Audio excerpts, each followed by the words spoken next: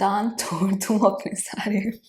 Hello everyone and welcome back to my channel. If you're new here, I'm Dr. Darpan Kaur and I'm a maxillofacial surgeon and an aesthetic doctor.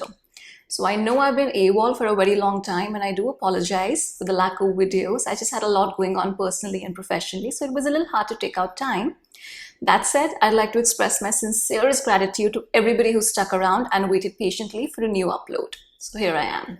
So I've decided to make this video a Q&A. I received a lot of queries from you guys while I was away, ranging from health to dentistry to even beauty.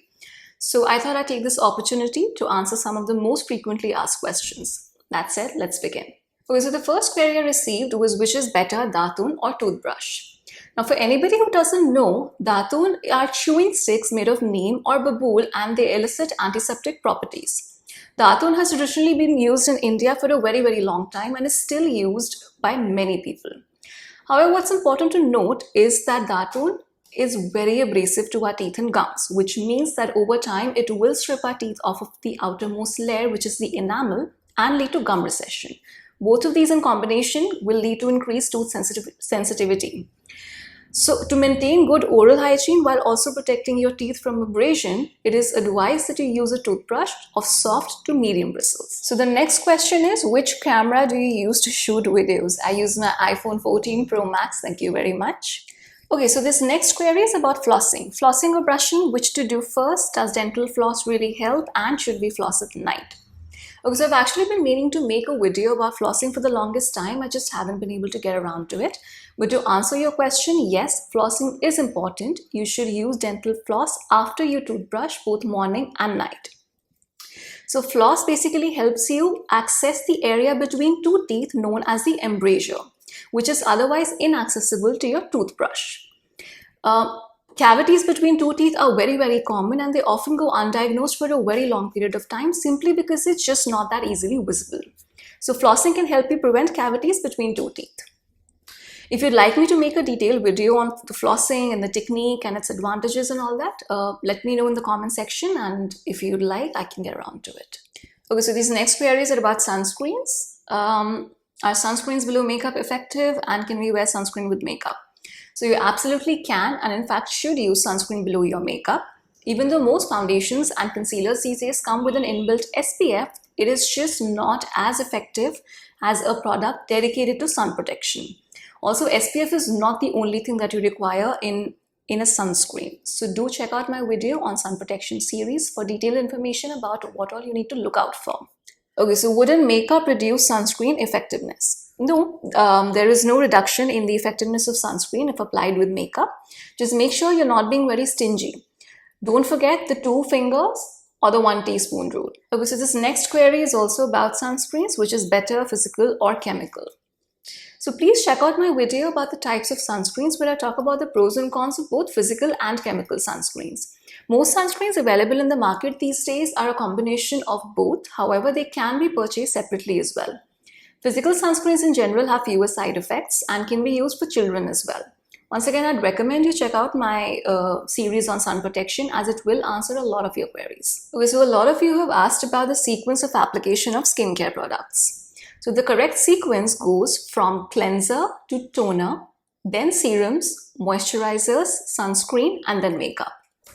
So the key is to build up from products with the thinnest consistency to the products with the thickest consistency.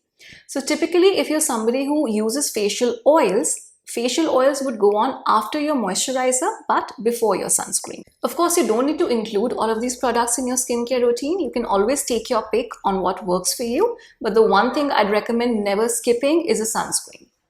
So somebody is asking, "Daan tod tum apne sare." No sir, please don't do that. Please protect your pearly whites. They are a gift from God and very expensive to replace. Okay, so somebody is asking, what about the complications of third molar extraction? Okay, so I'll promise I'll make a video about the complications that can occur after a tooth extraction. However, till then, do check out my video on post-extraction instructions that you should follow. It'll give you a fair idea of what to expect and how you can do your bit in preventing any complications. Okay, so the next one, are yellow or pale teeth normal? Absolutely. So dentine, which is the middle layer of the tooth, lends the tooth its color, and it is naturally pale or off-white in consistency. However, tooth discoloration has a lot of causes, and it's hard for me to make a comment without actually taking a look. But you can visit a good dentist near you for further clarifications. Okay, so the next one, to which organ is each tooth connected? So teeth are amazing. Each tooth is an organ in itself with its own blood supply and nerve supply. Our teeth are embedded in our jaw bones, and it is supplied by a nerve called the trigeminal nerve, which emerges from the brain and goes on to supply your entire face along with your teeth. Okay, so some of you have asked whether tooth whitening is done with UV light and whether or not it's safe. So yes, you are right. Many dental procedures, including tooth whitening, are done with the help of UV light. So what happens is many of the dental products that we use are activated with the help of UV light, which falls in a specific spectrum. So this just basically gives us more time to work with the product without it setting in an undesirable fashion. However, it is done in a proper medical setup and it is safe for you because proper precautions are always used. However, if you are somebody who frequently gets gel manicures done, please make sure you use a sunscreen before visiting your nail salon, as that can eventually be more harmful. Okay, so this is a pretty great question. What is the scope of oral and maxillofacial surgery for females, and is it more male dominated? So I will always advocate for women taking up careers that they truly want. It is true that all surgical specialties, including maxillofacial surgery, have been a little more male dominated, but it is not something that to stop you from taking up a career that you truly desire. Besides, times are changing and I see more and more women opting for surgical specialties and absolutely shining. That said, there is a serious lack of awareness of maxillofacial surgery in North India in particular. But honestly, I think that's understandable because maxillofacial surgery is a very young surgical specialty going back to only 60 years. So I make it my mission to provide as much awareness about maxillofacial surgery as possible. And I think it's such a beautiful branch that completely bridges the gap between medicine and dentistry, and I wouldn't have it any other way. Okay, so somebody's asking, how does the knowledge of aesthetics help with maxillofacial surgery? So you'll be surprised at the range that maxillofacial surgery covers. Surgical and non-surgical facial aesthetics is one of the many things that a maxillofacial surgeon is equipped to handle. Okay, so many of you have asked about this blazer, and many of you guessed it right. This blazer is in fact from Zara. However, I don't think it's available anymore because I think I purchased it back in 2019, I think. But Zara keeps coming out with similar designs, so I'm sure you can find something if you keep an eye out.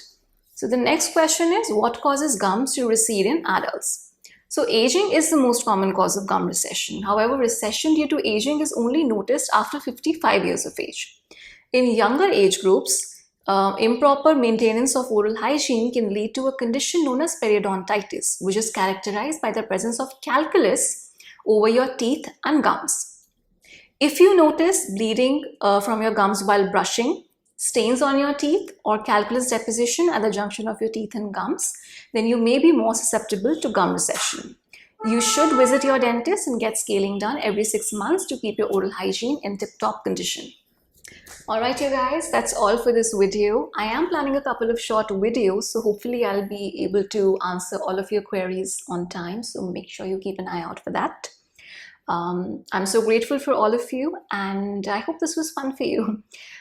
Make sure you like, share, and subscribe, and see you next time.